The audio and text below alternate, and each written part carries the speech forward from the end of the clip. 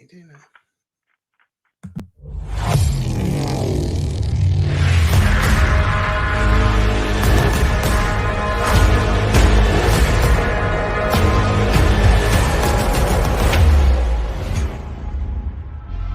The Pro Wrestling Vault.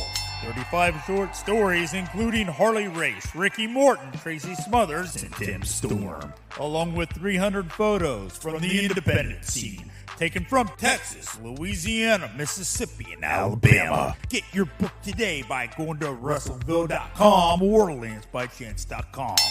WrestleVille. It's where wrestling lives. Are you a fan of horror movies? Necronomicon Ex Mortis, the Book of the Dead.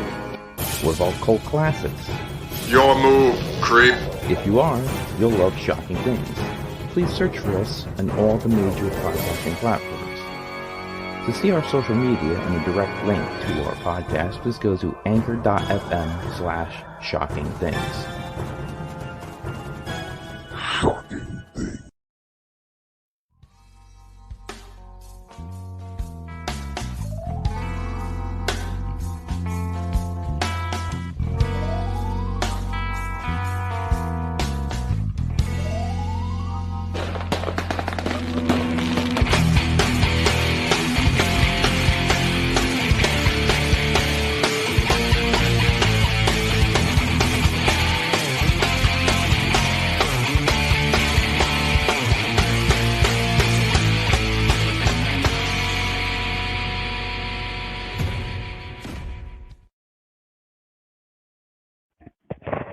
Everybody, Rick Del Santo here. Joining me, oh my God, the benefactor, Mickey Biggs, is back. He is here on this Wednesday night, returning from a long hiatus. Thank you, everybody, for tuning in tonight. Adonis, I see your menace in the chat. Guardian of Chaos, hello. Thank you. Appreciate y'all tuning in. Sorry for the we're getting a couple minutes late. We had a couple different technical difficulties, but we are back on track. At least I hope we are. So what's going on, Mick? How's everything been? You were not here last week. Hear ye, hear ye. The benefactor, Mickey Biggs, is in the house. And last week, you're right, I was not here. I was in Jamaica, and Monday, Tuesday, and Wednesday, I was competing in a strongman competition, specifically what was known as Moss Wrestling. For anybody that does not know what Moss Wrestling is, go ahead and look it up. That's all I can say. It's a lot of shoulder strength, a lot of core strength, and I'm happy to say that I was in the final four. I did come out fourth place winner, but it was my very first international event, my very biggest event that I've ever been part of, and I'm happy that I came in fourth. Very nice. Congratulations. It must have been a nice trip, though. Outside of, did you get a lot of time to do some sightseeing while you're out there, and you were not competing? Oh yeah, absolutely. It's I was at a beautiful resort. I didn't pay for a thing. Beautiful. Everything was taken care of for me. I never had so much free liquor in all my life. So it's never a bad thing. Never a bad thing. When I wasn't competing, I was sitting having, a couple of martinis or I don't know, margaritas or nice cold beer, whatever the case may be. But never paid for a thing. No food. No drinks, no nothing. Everything was handed to me on a silver platter, and I made a lot of good friends, met a lot of good people, and a lot of beautiful women. I can imagine. Yes, so. It is Greg Baylor's manager, Don. Why don't you take this, Mickey? Not only am I his manager, gorgeous Greg Baylor is the next PW heavyweight champion. I promise you. And little backstory to how I ended up going with Greg Baylor. Well, back in November I went to a PAPW show and had a little bit of an altercation with Mario Mancini. And from there, he decided that he wanted to offer me a lucrative contract with PAPW. I took him up on that. But part of that contract was I got to choose the wrestler that I thought was going to benefit from my 30 years experience in this business and benefit from that and take that to new heights. And that person was the young and up and coming gorgeous Greg Baylor. So yes, I am his manager and I plan on taking him to new heights that nobody has ever seen in PAPW. According to Adonis, can you read that? I can't wait until I heal so Sunset could whoop him. Yeah, I'm not sure what that means, but Sunset. I think it's supposed to say. I think it's supposed to say I can't wait until he heals. And just so you know, he's healed.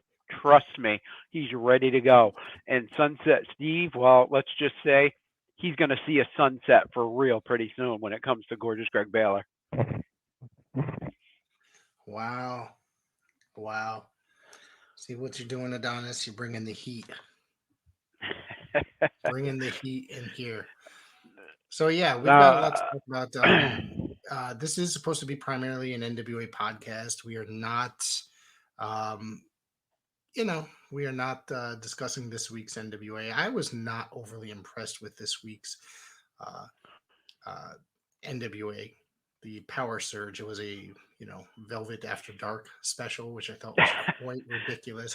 I did watch some of the matches, but I did not stick around for the entire show. So it was really, really, really nothing to stay tuned into. Well, unfortunately, I have to say, if I'm going to be perfectly honest, being that I was in Jamaica and I was traveling all weekend long to get back here to home, and the fact that I did get back home early Monday morning, I really haven't had a lot of time to catch up on anything except some sleep. That's about it. It was a long week last week, and the heat out there with the humidity just wiped me out. So I pretty much slept the last 2 days. Yeah, I can imagine.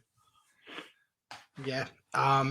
Let's see. I don't think I really watched anything last night. We had a great episode last night with the Guardian of Chaos, Big Daddy. If you haven't tuned in, please go back and listen to that because it was such a fun episode. Absolutely. We went 2 hours. 2 hours. Absolutely. And of course, don't forget tomorrow, me and Marcel will be here talking AEW Dynamite. So I don't know, Professor. I think that's the best 2 hours I've ever seen you do. I have to say that was quite possibly the best 2 hours I've done in an extremely long time. I haven't seen, I haven't done an episode with the Guardian of Chaos in, like he said, 7 months. So I said, oh my God, we got to do this. We got to make it happen because he's been on here numerous times and it's always a blast. He's one of my favorite people to have on here on the show. Yeah, Guardian of Chaos. He's an awesome guy. Absolutely. I can remember back when I was doing my wrestling Spotlite show back in 2001, 2002, so about 20 years ago. Is when I first met him through another acquaintance. And actually, I believe we did a show in Connecticut, someplace. We were on the same card.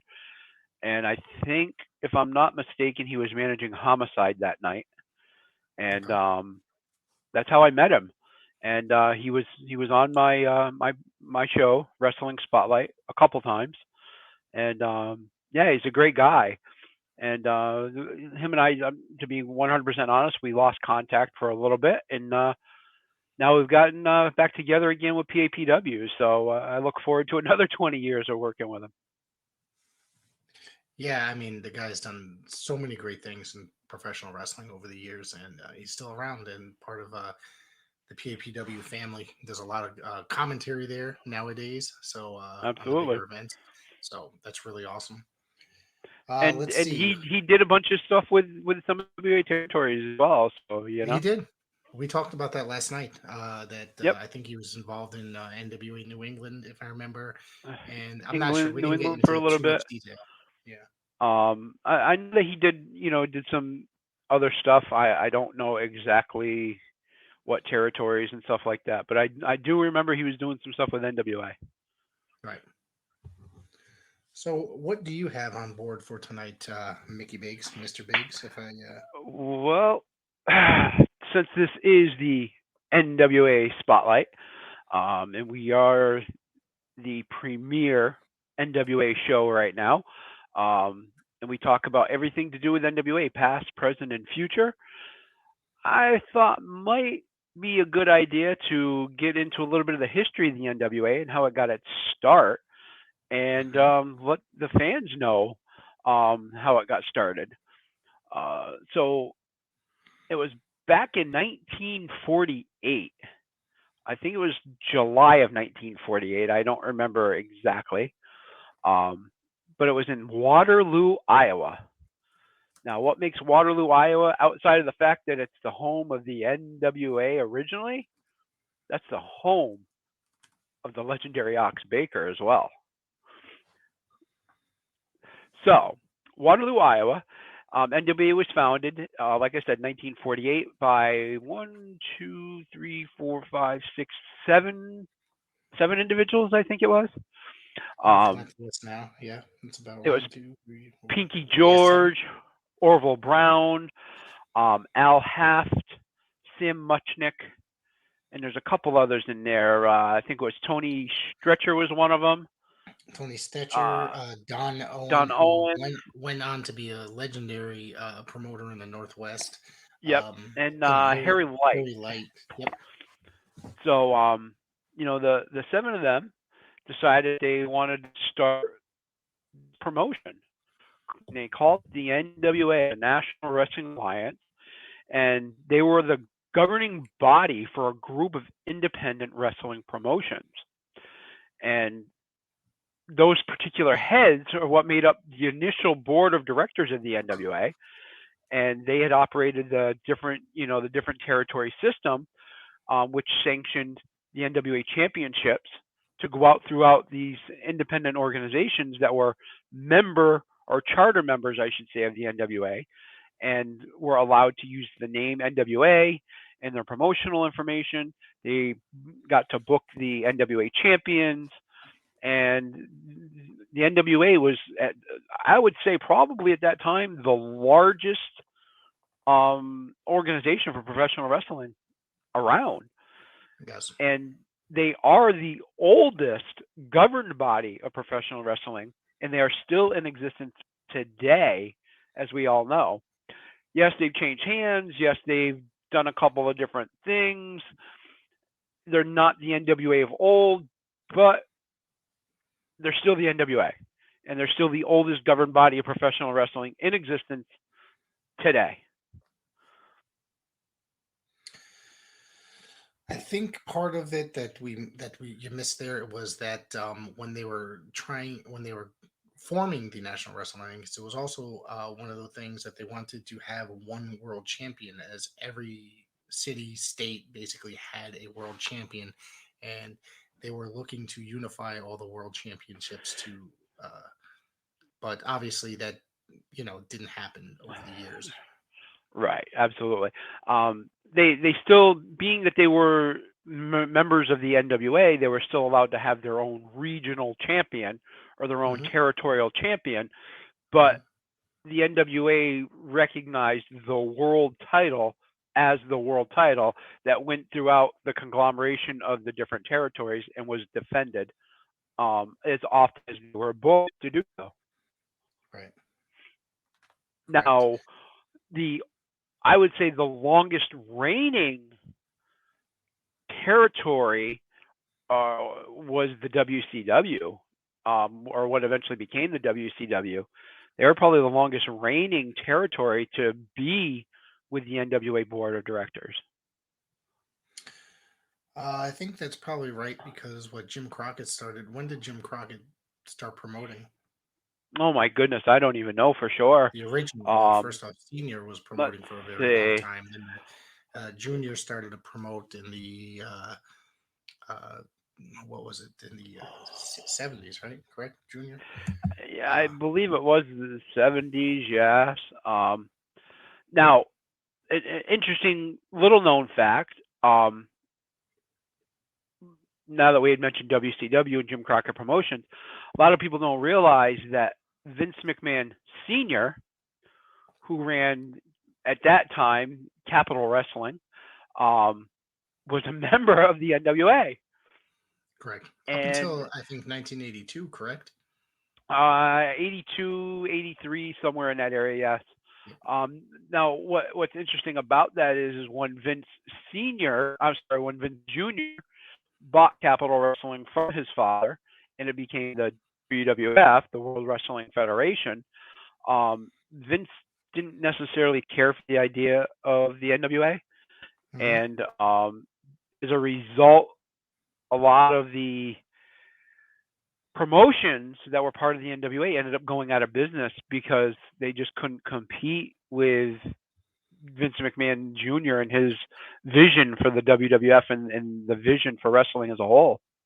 On top of that, he was taking the top guys out of their territories. Oh, absolutely. By in signing them, such as, those guys like Dick Murdoch, Absolutely. Dick Slater, Adrian Adonis. Well, Adrian Adonis was an AWA guy. Let's see. Either way, he was taking all the top guys from each territory, offering them huge contracts, and then they were, and so a lot of those territories suffered. We have a question from Adonis. Rick, do you like Velvet Sky as a commentator? Absolutely not. She's freaking terrible. No offense to Velvet. I just don't think. I think that her voice is grating on the ears when commentating, and then when her and Austin Idol are commentating together. I love Austin Idol and think he's a great commentator. Him and Joe Galli work really well together, but the bickering between the two, it's more annoying than it does to than it is to get than to get the situation over. If you am I wrong? Am I wrong? I'm sorry, and no offense, as you said, the Velvet Sky. She's there for eye candy. Let's face it. Yeah. Sorry, I just knocked my microphone over. 2 nights in a row, I knocked my microphone over. So. Well, it's a good thing it's not Talking Tommy. He would have knocked the whole system over. So. Wow. I hope Tommy jumps in here. Let's see. So where were we going with this? We were still talking about the NWA. I'm going to try to get a list of the NWA champions up. There was a lot of things that happened over the years. And sometimes they would not recognize certain champions. Yeah, exactly. Due to certain situations. So, as we know, the current NWA World Champion is Matt Cardona. You love him. The NWA World Women's Champion is Camille. Yep. The NWA World Television Champion is Tyrus. The NWA Junior Heavyweight Champion is none other than Homicide. The NWA job, Homicide killer job out there, like no pun intended, just defending that title all over the place. I just saw him absolutely defend it over the weekend against Tony Depp in an incredible match. Yeah, absolutely. The current NWA World Tag Team Champions is Mecha Wolf and Bestia 666 La Rebellion. Then the NWA Women's World Tag Team Champions is the Hex, Allison Kay, and Marty Bell. The NWA National Champion, who I really got my eye on because I see him holding that belt for a while, as we had discussed previously, Mr. Jax Dane. So those are your current NWA champions. I think he's going to be holding that title for a while. We'll see what happens with that. And I think that at some point they're going to put him towards the world title again. I have that feeling.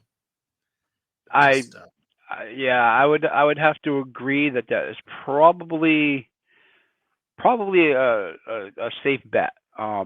Yeah. maybe after the Pope wins it, which I think the Pope's probably going to take that title really soon. You think he's going to take it? Absolutely. Who else is going to beat Cardona right now? Do you think that they're going to put it on Nick Aldis? I don't think. I mean, no offense to Nick Aldis, I'm a huge fan of his, but I just don't think that he's ready for a title shot at this present time. Well, the one thing I will say about that is Billy Corgan had his interview a couple weeks ago, and he made it quite clear that Nick Aldis at this point does not have a rematch coming, that his rematch is done and over with. However, he did say that Mr. Trevor Murdoch still had his rematch in the clause to come up. Could Trevor take it back? Possibly, but I don't think so. I do believe that you, Mr. Professor, may be on the right track, and I do think that the Pope may be the next NWA World Heavyweight Champion. I just don't see Trevor Murdoch taking that title back. No offense, there was a little bit of hype for him going to take that title. It just didn't seem to take once he was that champion. You know what I mean? I agree. It seemed to fizzle out quite a bit. But I think that the Pope has a lot of people behind him, and I think there's been a lot of talk about it for months and months and months. I think he could take that title sooner than we think, and I think it's just I'm really looking forward to that. If you saw the match they had, what was it, last week on Power? I thought it was a great match. You weren't here for that, I don't believe. No, I wasn't, but I saw clips of it and heard about it, and from what I understand, it was a very, very well planned, thought out match. Put together. Very, very entertaining. Yeah, I liked it a lot. Yep. Little trivia for the listeners out there, and do not, and I repeat, do not go look this up. Google is not your friend on this one. Little trivia. Who was the 8th NWA World Heavyweight Champion, and where did they win it, and how long did they hold the belt? That's a really good question.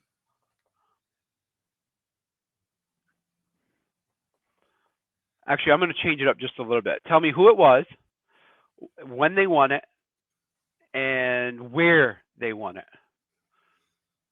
Not how long did they hold it. Where did they have to answer this question? Until the end of the show. Okay. I got the answer sitting in front of me. Sorry. I cheated. If it's my information is correct, it's one of my favorite wrestlers of all time. So even though I wasn't alive for much of this gentleman's career, I did get to see him.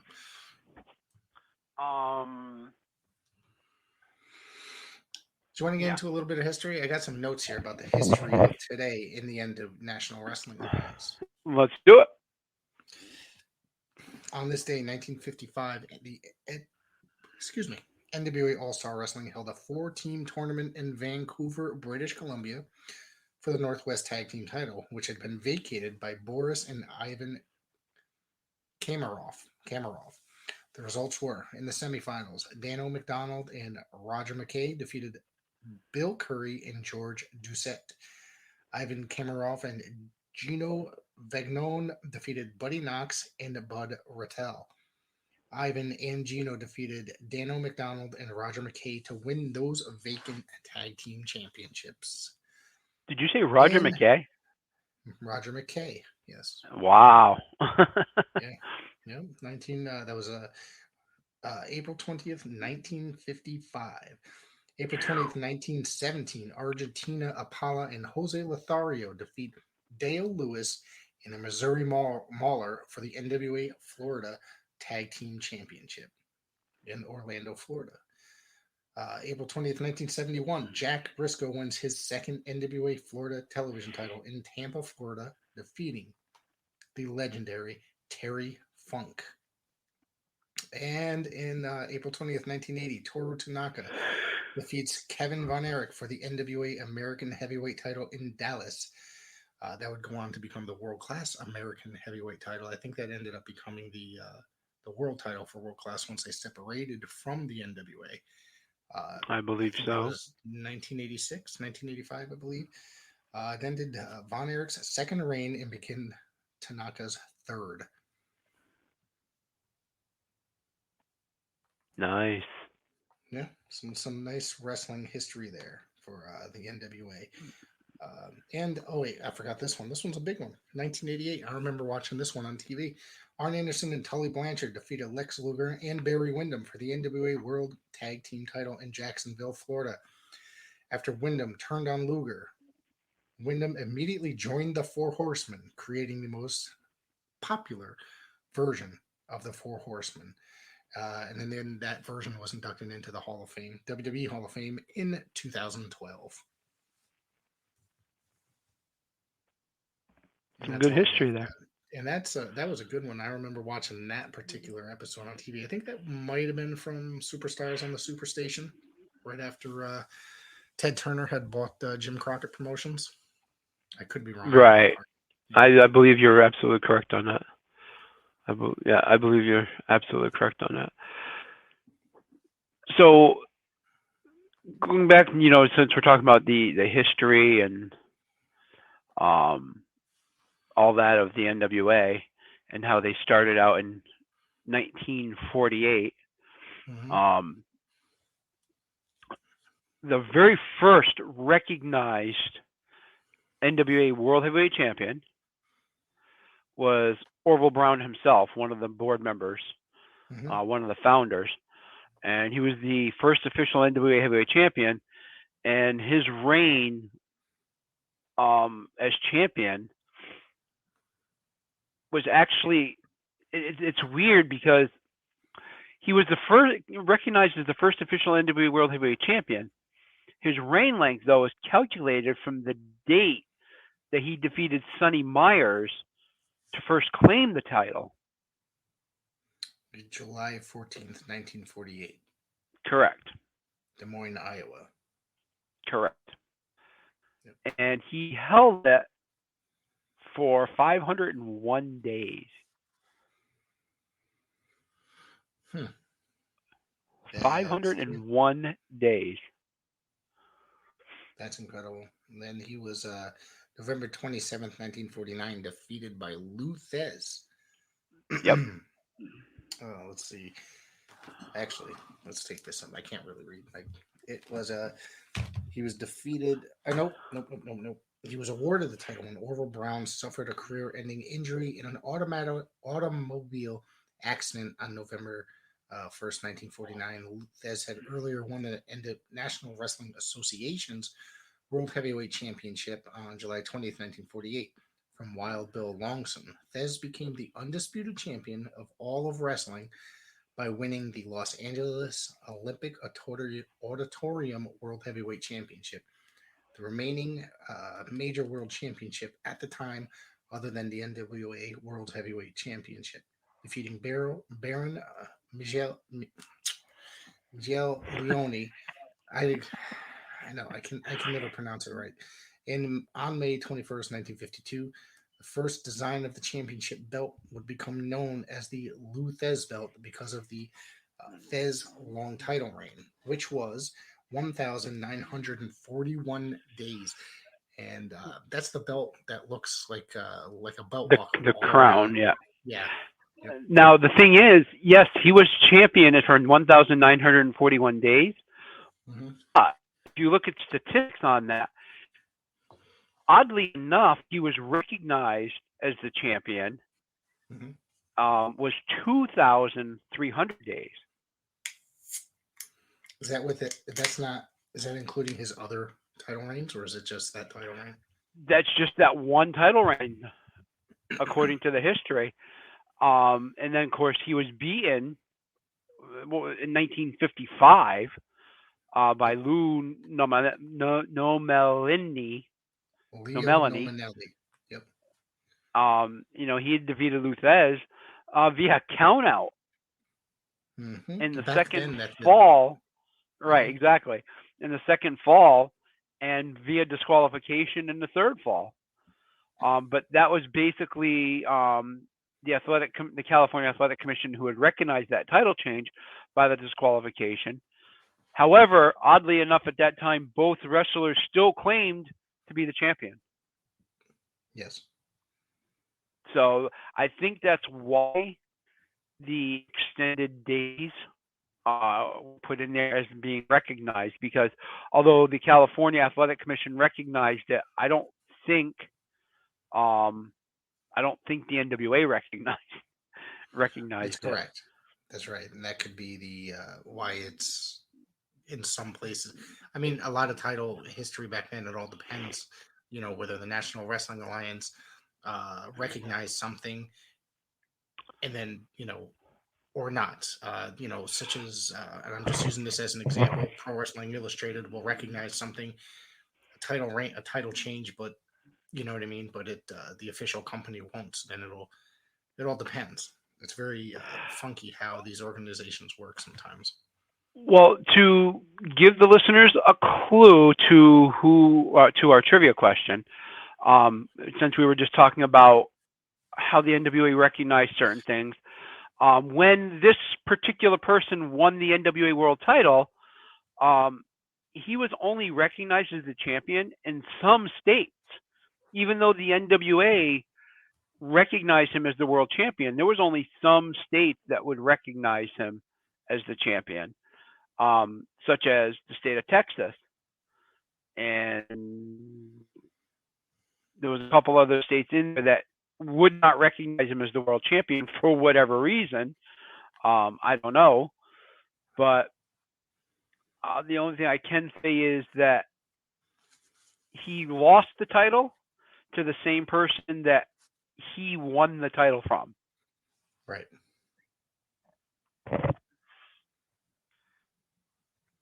Anybody out there answered that yet, or attempted to answer it yet? Not one person has answered yet.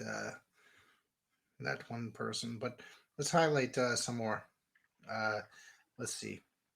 I don't want to talk about it because we've already talked about the person quite a bit. But we've let's see. Where should we go from here? Don't forget, there's also such legendary names as Dick Hutton and Pat O'Connor and Buddy Rogers that have held that NWA title. Buddy Rogers, of course, would go on to become the very first WWF champion. Actually, I think it was still called Capital Sports at the time before it was the Worldwide Wrestling Federation. And then there's such names that were,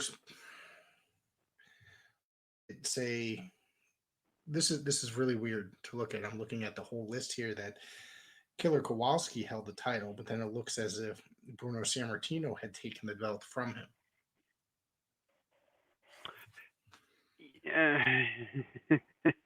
Are you looking at the same list I'm looking at? But it's not recognized. Yeah, no, I am looking at the same list. And that's where the crossover is. I am looking at the same list, but again, going back to what we said previously, there was, champions that were recognized in certain areas, but not others. He refused to accept the title because Rogers had wrestled with an injury. The NWA considers the NWA considers Rogers' reign to last until Thez? Yes. Yeah. Yep. Which was... Well, okay, so technically, let me backtrack just a little bit. I did say the 8th champion, NWA champion. So technically, the 8th champion recognized in the official history is Lou Thesz. Mm-hmm. So I'm not talking about Lou Thesz, just to make that perfectly clear. When I say the 8th champion, I'm saying the 8th person in the history of the NWA official records that they've said is the champion. Now I don't know if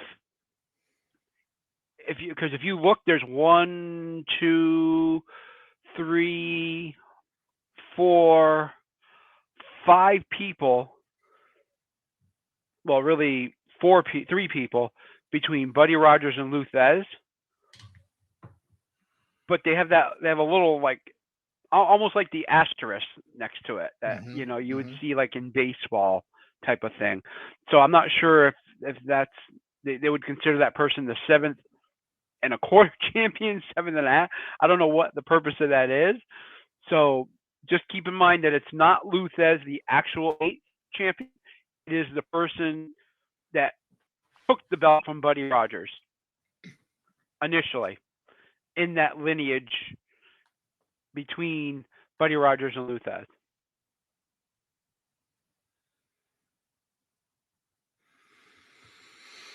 I'm looking at it now. I know who you're referring to. I think.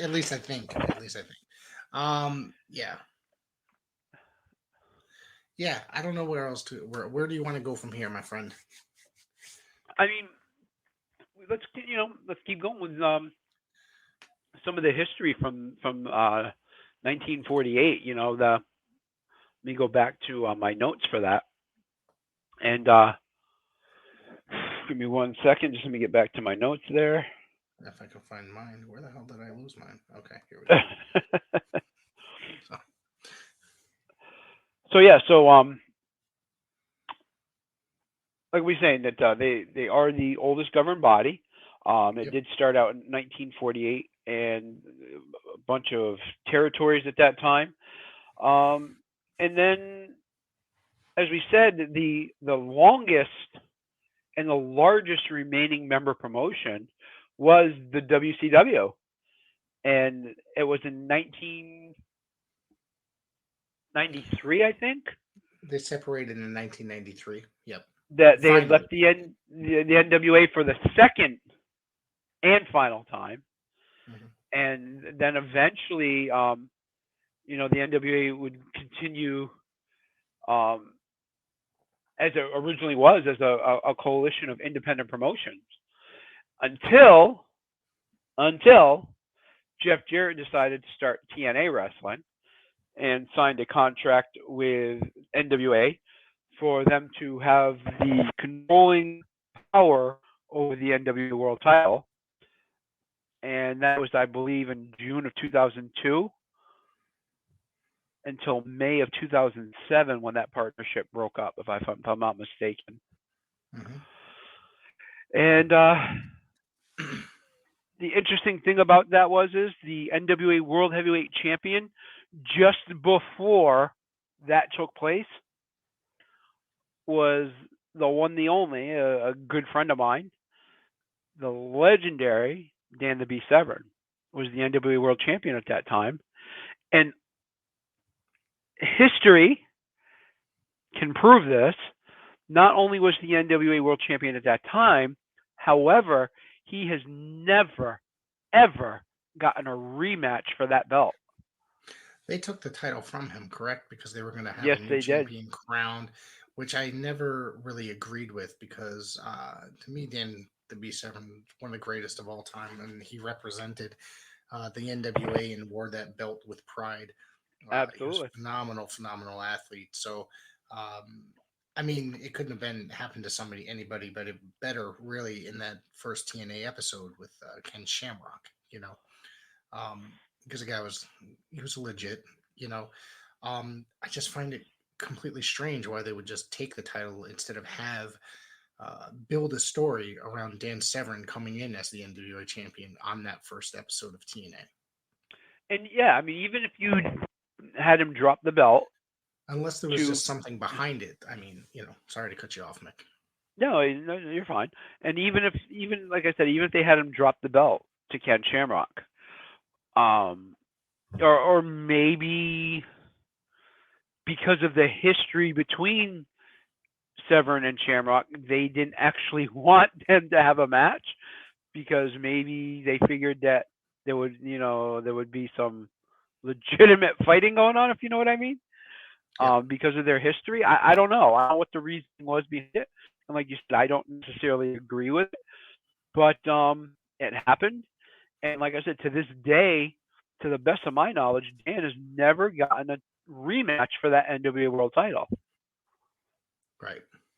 I don't see it happening at this day and age.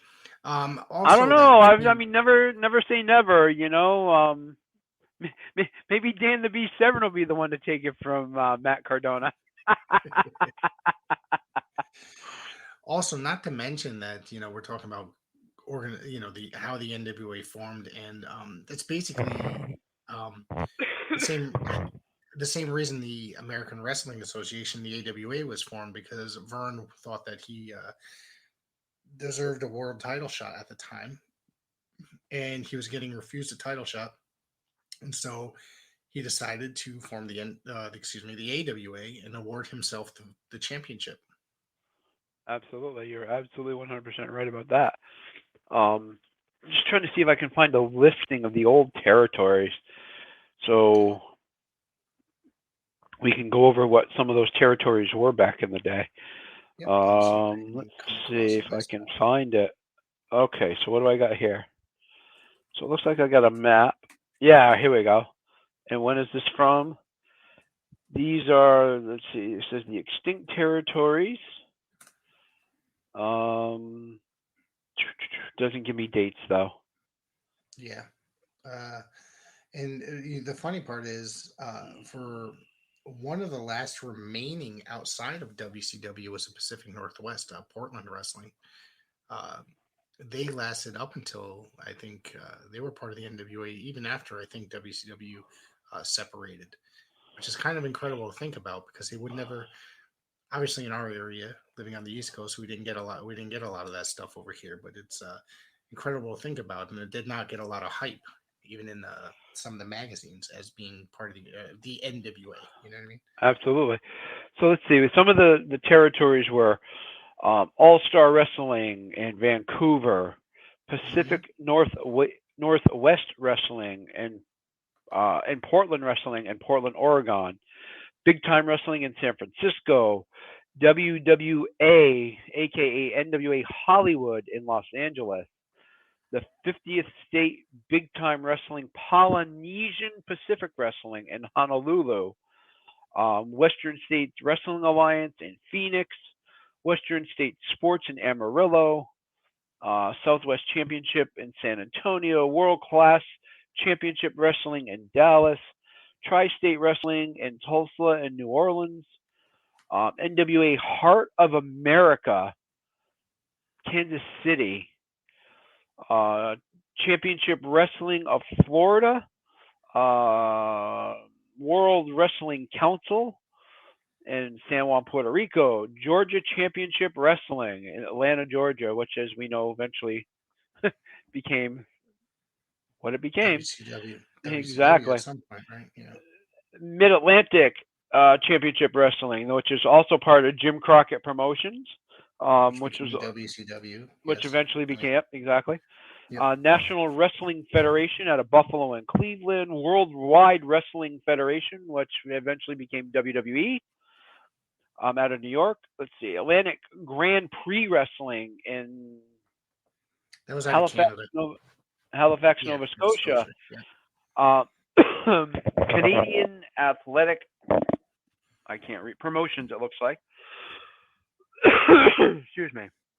Which was IWA in Montreal. Northeast Wrestling at a North Bay. Big Time Wrestling in Detroit. Maple Leaf Wrestling in Toronto. And let's see, did I miss? Yep, American Wrestling Association, AWA, in Minneapolis. And, of course, Stampede Wrestling in Calgary, Alberta, Canada. Mm-hmm. And as you had made reference, all these territories that were part of the NWA, including what was then as the WWF, when Vince Jr. bought everything, he started raiding all those territories and pulling out all the top people, like you had mentioned earlier. Yeah, places like all the top territories. I don't know if anybody suffered more than the AWA. Really, let's be serious. He took everybody, including Hogan, and I think that ruined him. And even after Nick Bockwinkel retired, he went over there as a commentator. So, Yep, absolutely. Who would you say, in your opinion, out of all the NWA territories, including the AWA, out of all the NWA territories, who ended up becoming the biggest star out of all of it? it's a really tough question because there's a lot of loops and stuff like that to think about. Because there's a lot of loops to think about because you can't really consider the AWA part of the NWA. It was Vern leaving the NWA and forming his own association. But the biggest star out of all of them has to be Ric Flair. I would say either Ric Flair or Hulk Hogan. I don't really consider Hogan. See, I was considering that. I thought about that, and I wasn't really considering Hogan as an NWA guy, no matter what tier. He didn't.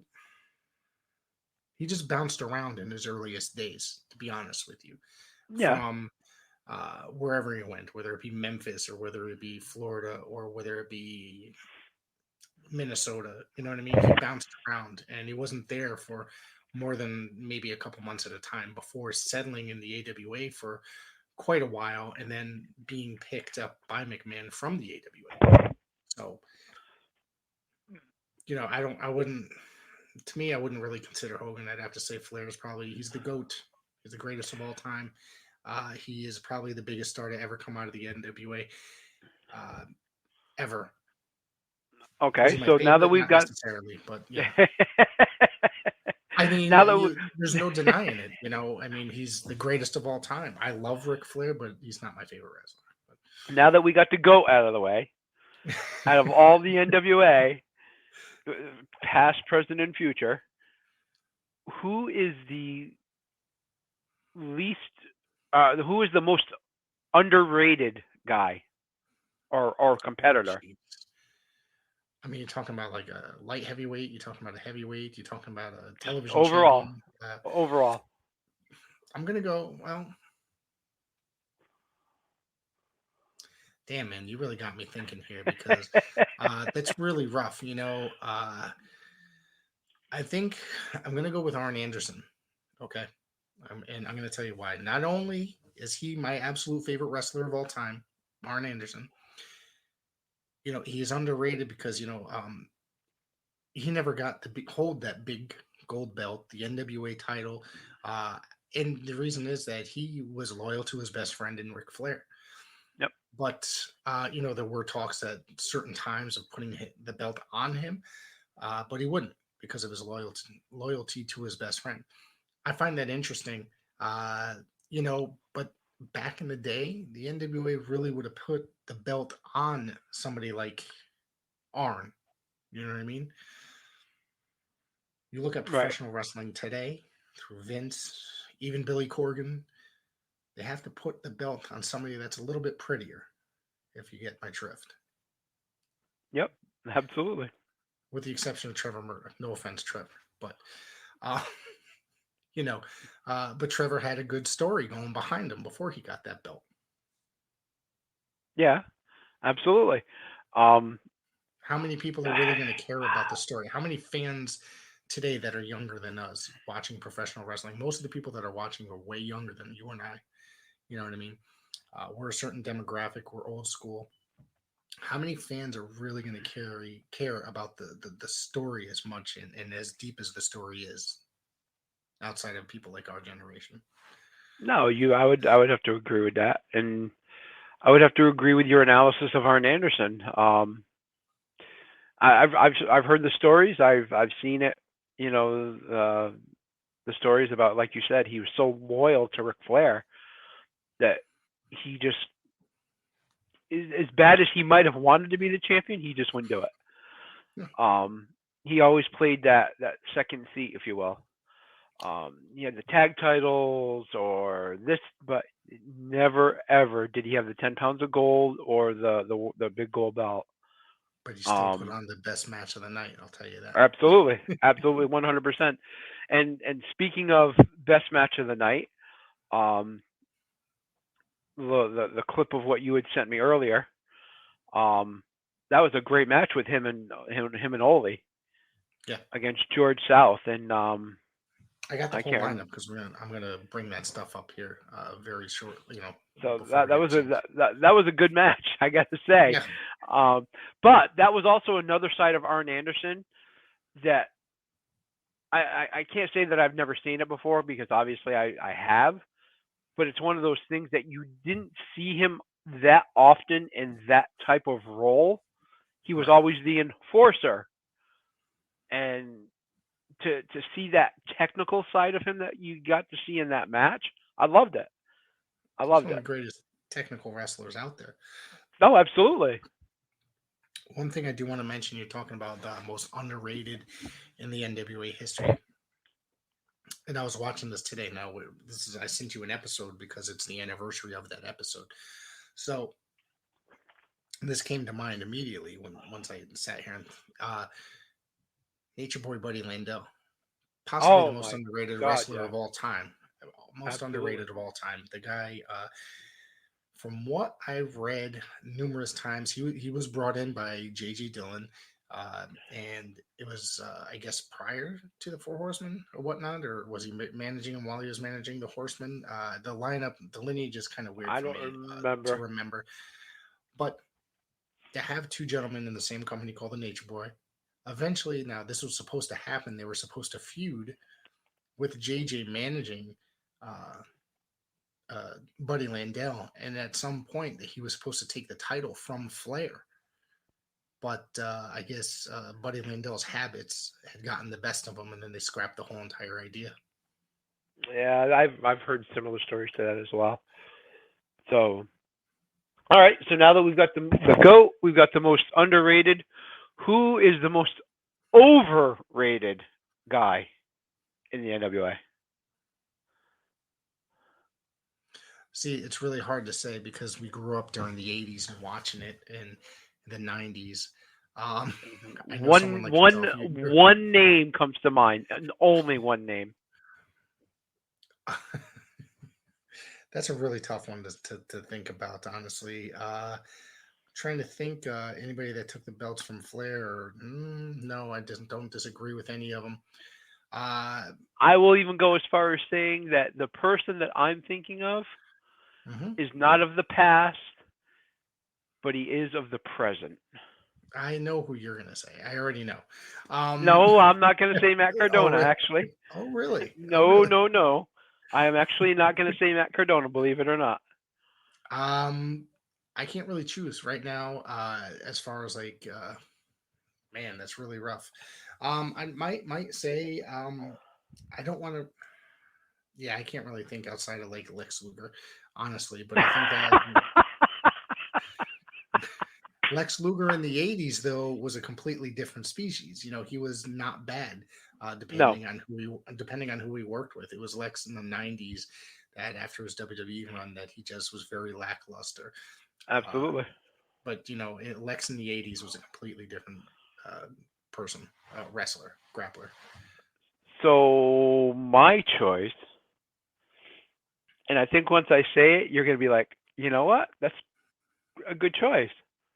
My choice for the most overrated NWA person is Tyrus. Oh, I can't stand him. He's annoying as all hell. Like I said, the most overrated. That's what he's supposed to do. That's part of his gimmick. Yes, I got it. Andy Nichols, thank you for tuning in. Hello. We're just sitting here discussing the NWA past, present, and future here on the NWA Spotlight. And I'm going to put your comment up on the screen. He says, Mickey, I think I know you. Or I think I remember you. Excuse me. He said the same thing last night. Yeah. No, Andy's a great friend. Yep. He appears on the PWZ every so often. We got to get you back on, my friend, to sit here and talk professional wrestling. He remembered me by one of my prior ring names from when I first started out in the business. Tell us. No. Nope. Should I put? Am I allowed to put this up on the screen? Go ahead. I don't care. I'm just not going to say it. Was it alfalfa sprout? LIWF, Long Island Wrestling Federation. It's actually the second time that was brought up today. I did a podcast with Bull Dread 2 days ago, and he brought up the LIWF. I guess we all did some stuff together there. Was there a war between LIWF and ACW or something to that effect? Oh no, God no. ACW, LIWF was long before ACW. Okay. Hell, that was probably. Well, I'm trying to think. Yeah. LIWF was so old that the Angel from ECW, Danny DeVito from ECW. Tony DeVito, not Danny DeVito. I'm sorry, Tony DeVito. A bunch of the guys. Homicide. No, not. It was a Homicide. I think Homicide was in LIWF. A bunch of people from the LIWF at that time went into ECW. Mm-hmm. That's how old LIWF was. As a matter of fact, if anybody goes into my Facebook page and goes to my photos, let's see, I can actually find it right now. Boy, oh boy, oh boy, oh boy. It was a poster, two of them actually, from back then, 1997, I think it is. Long Island. It was a 6-man tag team. It was the Hurricane match. It was the Maniacs, Don Rock, Duke the Pitbull, and the Behemoth versus the Wrecking Crew, which I was part of, with Mr. Ox Baker, the Tower of Torture, Golden Terror, Chief Tango, and myself. The LIWF Tag Team Champions, WCW's Power Company versus the Bums, Kid USA versus the Spanish Angel, which eventually became Angel from ECW. And there was an extreme hardcore tag match. It was Magic and Homicide versus 2 Hollywood, Jay Lover and B somebody. And then there was the Luchadors. It was White Star versus Cold Hard Cash. So I mean, LIWF goes way back, way before that. And then let's see, this was February of '97. It was the Mexican High Flyer, White Star versus Bandito. It was Larry, and this is part of where his comment came in. I was managing Jay Lover and Bandito last night. Awesome. Then there was that night. Okay, I had it wrong. Little Larry versus the Purple Destroyer. I was the Purple Destroyer on that show, and I've actually got a funny story about that. I'll get into in a minute. Kid USA versus the Bad Boy Rocky Shore. Maniac Inc. versus Lucifer and Teddy the Tank. And then it was, that's the other one, 911 versus the Tower of Torture. So 911 that came out of there too to go to ECW. Okay. So yeah, funny story about the Purple Destroyer gimmick. I first went to LIWF, and I was there with Ox, of course. And I was there under my original name of the Powerhouse. And it was funny because Behemoth and Bobby Lombardi were the 2 main guys for LIWF. Said to me, hey, we want you to come out tonight, but we're not going to use you as Powerhouse. We're going to use you as the Purple Destroyer. We're going to put a hood on you, dress you all in purple, blah, blah, blah. I said, all right, that's cool. So I can do that. Well, what they didn't tell me, in the very beginning of it, they told me literally like 5 minutes before my spot was supposed to happen, oh, by the way, you're coming out to the ring, but you're going to be someone that has been kidnapped, so to speak. So I actually the Purple Destroyer went out to the ring, was fighting the match. Well, I came hopping out. In other words, the Purple Destroyer in the ring was a fake Purple Destroyer. I came hopping out.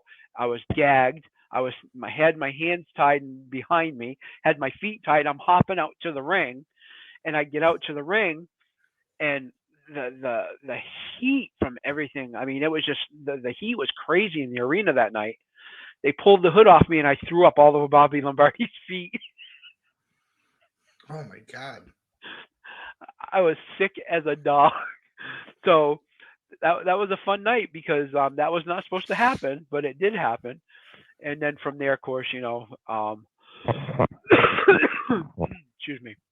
Eventually, as he said, I became part of known as Alfalfa Sprout, with what eventually became the Little Rascals of the LIWF, Rocky Shore and Tony DeVito and myself.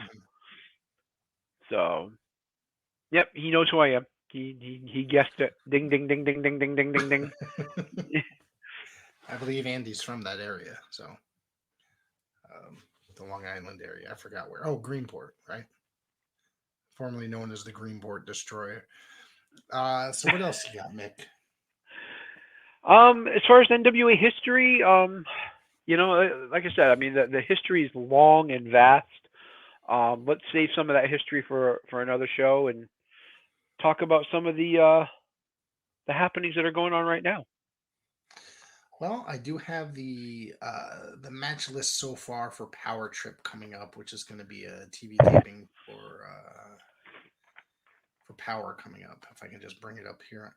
Oh, shit, where is it? Of course, I lost it. Right. Oh, before you do that, yep. Did you want to talk about that show there, the one you had sent me the clip on? Oh yes, let me bring that up in my notes. Let's see. So of course this is 420. April 20th, back in April 20th, 1985.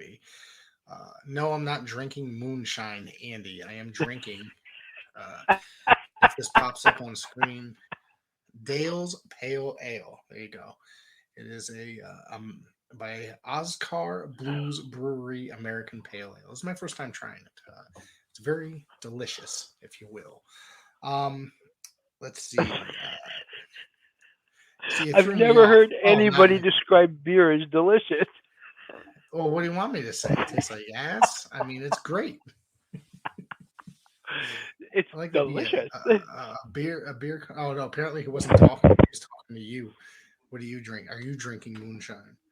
I'm drinking tea. So NWA World Championship Wrestling aired on this date, April 20th, 1985. The episode starts off with an interview with the Russians, Ivan and Nikita Koloff and Crusher Khrushchev. Which I love the fact that he was the Russian that spoke perfect English. Perfect English. He did not have an accent at all. I don't. No, I'm going back a little bit. Like, did he always not have an accent? As far as I remember, you know who that is, right? It's Barry Darso. Smash. Right. Yep. Hole in One, the Blacktop Bully. I mean, I can go on with gimmick after gimmick. Let's see. Repo Man. Oh, I forgot about that one. Yeah. So, yeah. As far as I know, I don't ever recall him having a Russian accent.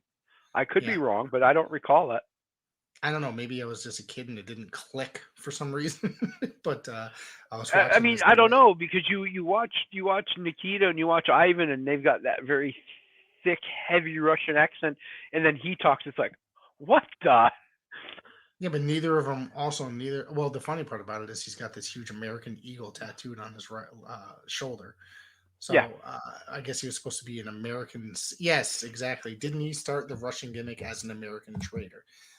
Yes, I believe that's what happened. You know, he was a Russian sympathizer, basically. So yes, I do believe that is correct.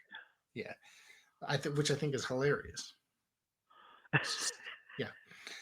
All right. So in the opening match, Buddy Lindell defeated Mac Jeffers. He basically whooped the shit out of him. Typical squash match. And then there's a Tully and Baby Doll interview, the perfect 10, as they say. Andy, I'm throwing all your comments up on the screen. You're always correct. No, actually, he's not because he didn't spell correct. No, he did. He fixed it underneath it. Look, I got it right here. I'll put it up just so everybody knows. Typing on the phone, sometimes you mess up. I do that. I do it all the time. Yep, and I have to send 8 texts to get that one word right. Yep. Let's see, and then Dusty Rhodes is presented with the new TV title on Mid-Atlantic Championship Wrestling. Yep. From there, Magnum TA defeats Doug Vines in about 4 seconds. Just goes straight for a belly-to-belly suplex, and that's it. I must have blanked because I missed that one. Yep, exactly.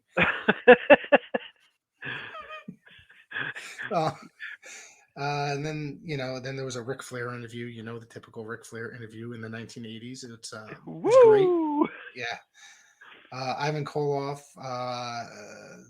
defeated Josh Stroud. She got him in a chokehold, and then not a chokehold, but a sleeper of some sort. And for some reason, he fought for quite a bit.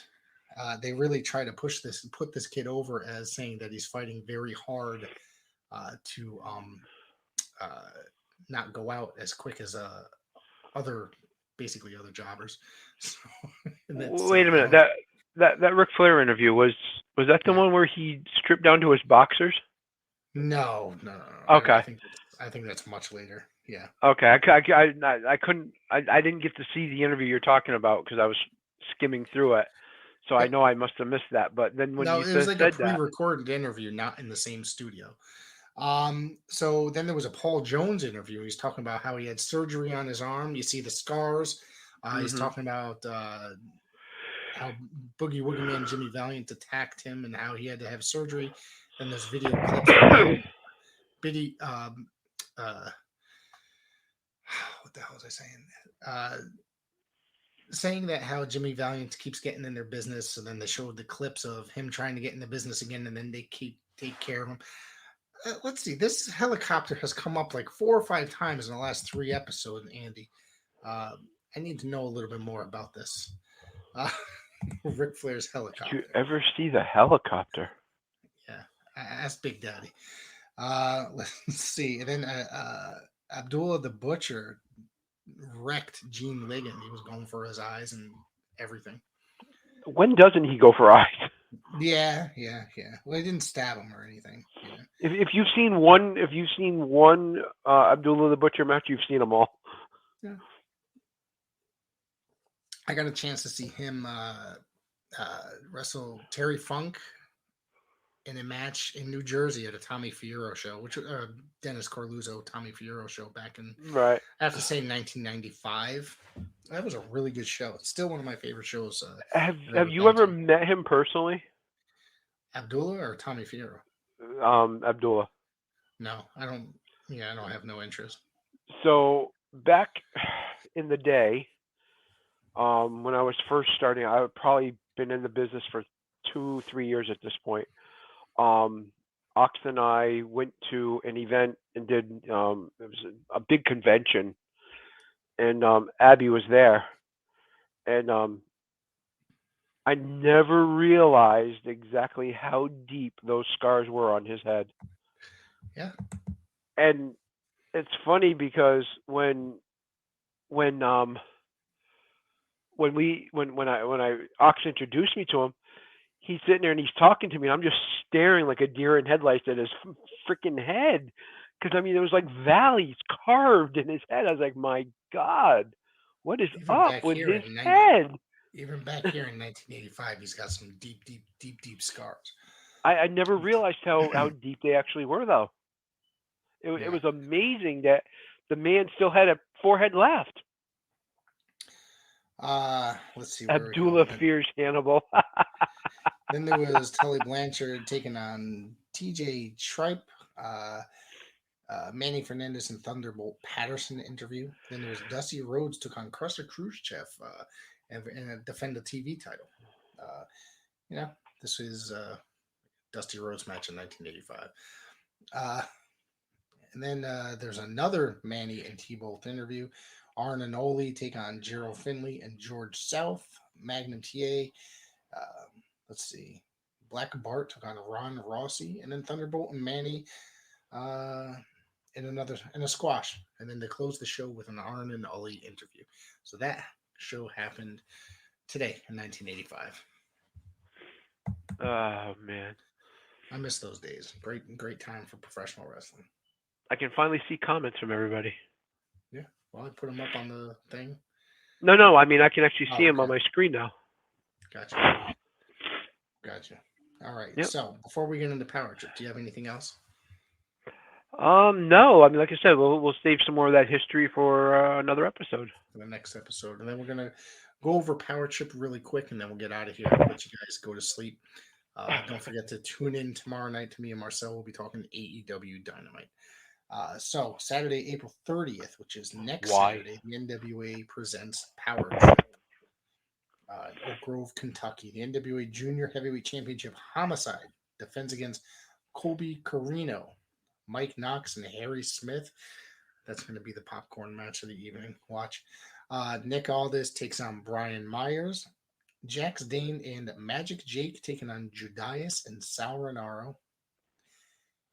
And Tom Latimer and Rhett Titus. So they still got time to try to announce some more matches. This is the lineup so far. I believe it's supposed to be a world title match, I believe. Yeah, I heard something about that. I hear a ghost in the background. Yeah, I was going to say, what is that over there? It sounds like somebody knocking. I think somebody in the room next to me is. Watch my son burst into the room. So that's it. Oak Grove, Kentucky. I always walked in on the shows plenty of times before. I got one of my videos because YouTube is crazy. Decided to take the video down because he walked into the room, and that was it. So that's pretty much it. Oak Grove, Kentucky. Next Saturday, you and I will be at a Paradise Alley show for taping. Yes, we will. So if you're in the area, go to that. It's going to be a great show in New Haven, Connecticut. Excuse me. That's Point Blank, isn't it? And It's going to be on Fight TV, if I'm not mistaken. No. The one in June is going to be for. Oh, the one in June, right? It's for Fight TV. Yep. That's right. This one's going to be recorded for the TV series right here on PWZ channel. Yes, sir. So, without any further information, thank you, Mick. It's always a pleasure to sit around and talk to the NWA. Next week, we're going to do more. We'll dive into the history. We have a guest next week. Is that true? Yes, we do. He's all lined up. It is actually a huge fan of the NWA. Like us, he grew up watching a lot of the old stuff, and he's an advocate for the new stuff. And he happens to be the creator of our official theme song, Mr. Excellent. Pink Hat Fingers, Mr. James Forbes will be on with us next week. I am definitely looking forward to it. Don't forget to check us out on social media, Instagram, YouTube, all those funky places. And well, I guess that's it. I'm lining it up. Sorry. And then that's pretty much it. Enjoy your week, everybody. Don't forget to tune in tomorrow. Mickey Biggs is going to be joining back next Wednesday, correct? Now, one thing I want to say, we are rapidly approaching our 200th episode. We're going to do something really big. There's going to be multiple guests, and we're all going to sit here and just talk professional wrestling. There's not going to be any particular point. We're just going to sit and talk wrestling. So keep an eye out for it. And everybody that's involved in PWZ is going to be here and more. So stay tuned for that. And also, let's not forget about the topic that was brought up last night by Big Daddy. And you and I were talking about it today. Eventually, we're going to put together some type of roundtable. Yep. It's coming up very soon. Yep. Put some type of roundtable together and have a bunch of people on and just do a great big wrestling marathon and try to get it attached to some type of fundraiser for some organization or something. that ghost is really haunting you over there. Get attached to some type of fundraiser. Also, I don't know if everybody's out there for the PWZ has seen the link. Go on and get your official PWZ and NWA Spotlite T-shirts. They're in the link of the description of this episode. So, and if also you can go to my page. I have my official merch up as well. T-shirts, phone cases. It's all on there. And for every item right now, for every item purchased, because everybody knows that we put together a GoFundMe page for the former NWA president, Rich Arpin, to help out with a lot of his medical stuff that's going on with him. So that link will be put into the bottom as well, if I'm not mistaken. Yep. So for my merch, every purchase that is made, or for every item purchased, I should say. So if you purchase 3 items, 1 item, whatever it is, for every item purchased right now from my official merch page, $3 from every item purchased will go towards the GoFundMe page. So if you purchase 1 item, $3 goes towards his fundraiser. If you purchase 10 items, then $30 is going to go towards his page, his GoFundMe page. So go ahead and check that out and get your official Mickey Biggs merch, along with helping out former NWA president. Excellent. So we'll be talking to you next week. As the NWA, I'll be talking to you all tomorrow. Don't forget, we got a great lineup of guests coming up starting next week as well. Going into week number 2 of guests. So enjoy your night, everybody. It's been a real pleasure. Absolutely.